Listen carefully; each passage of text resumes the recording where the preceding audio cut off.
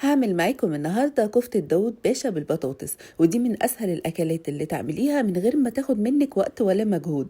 يلا نصلي على سيدنا النبي ونشوف الطريقة بتاعتها اتعملت ازاي. هنسمي الله. وأول حاجة معايا نص كيلو من اللحمة المفرومة، فيها دسم بنسبة 20%. هضيف عليها بصلاية كبيرة مبشورة بالمبشرة ومتصفية من المية بتاعتها، وشوية من الكزبرة، وأضيف عليها فلفل أسمر وملح وبابريكا وكزبرة وسبع بهارات، وأضيف عليها كمان معلقة من البقسماط الناعم عشان تمسكها. البقسماط الناعم ده انا عاملاه في البيت، ولو عايزين الفيديو بتاعه قولوا لي انزله لكم، حلو جدا وبينفع قوي في التتبيلات.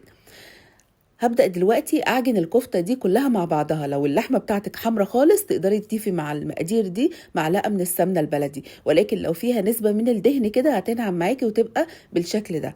هعجنها لحد ما كل المقادير تختلط مع بعضها وتنعم جدا. بعدين هبدأ اكورها بقى لكور متوسطة. تقدري بقى تشكلي الكور زي ما انت عاوزاها، كبيره او صغيره دي حاجه ترجع لك. انا بحب كده الحجم ده قوي. هبدا بقى اكور الكور بتاعتي كلها بالشكل ده، واحطها في طبق جانبي كده على جنب لحد ما كل الكميه تخلص معايا وتبقى بالشكل اللي انتوا شايفينه. ده نص كيلو طلع معايا كميه حلوه قوي، بس عشان انا كمان مكوراها كور كبيره شويه، تقدري تكوريها اصغر من كده. طاسه على النار فيها معلقتين كبار من الزيت يسخنوا كويس قوي. هنزل بالكفته بتاعتي واسيبها كده لحد ما تبدا ان هي تلون وتاخد لون بالشكل ده.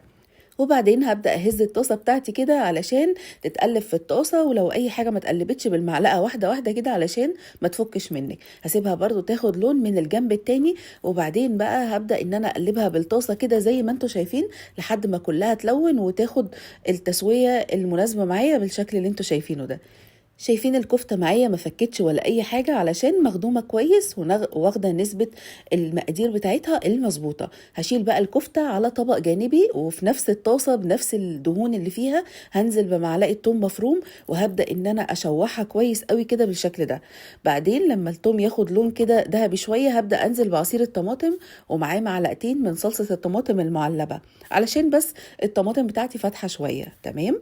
هبدأ ان انا اقلبهم كده بالشكل ده، وبعدين هجيب حلة بقى وهنقل الخليط ده كله فيها علشان انا هسويها في الحلة.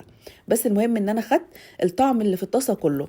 حطيت معلقة سمنة، مكعب مرقة، فلفل اسمر وملح، ورشة صغيرة من الكزبرة، وهقلبهم كلهم مع بعض كده وهغطيها واسيبها تتسبك على نار هادية. هنا كانت اتسبكت، وبعدين هضيف عليها كوبايه ميه او كوبايه شوربه لو عندك. تمام.